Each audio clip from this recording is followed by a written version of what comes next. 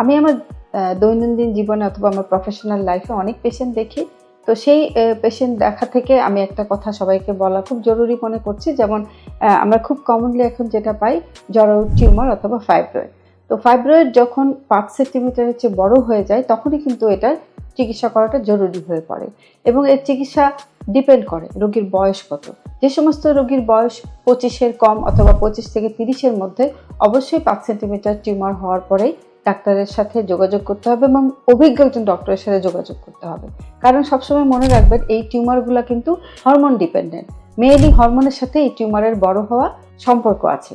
তো যেহেতু তার বয়স 25 অথবা 30, তাকে আরও 25-30 বছর কিন্তু এই হরমোনের আন্ডারেই থাকতে হবে। সুতরাং এই টিউমারকে হোমিওপ্যাথিক ওষুধ খেয়ে, বিভিন্ন ধরনের ওষুধ খেয়ে কিন্তু আপনি দমিয়ে রাখতে পারবেন না। কারণ যে সমস্ত ওষুধ আমরা টিউমারের জন্য ব্যবহার করি তা কিন্তু 3 মাস, 6 মাস, বড় জোর 1 বছর, এর বেশি কিন্তু ব্যবহার করা যায় না। সুতরাং অল্প বয়সে যদি জরায়ু টিউমার হয় অবশ্যই একজন অভিজ্ঞ ডক্টরের সাথে যোগাযোগ করতে হবে এবং সময় মতো এই টিউমারের কিন্তু চিকিৎসা নিতে হবে।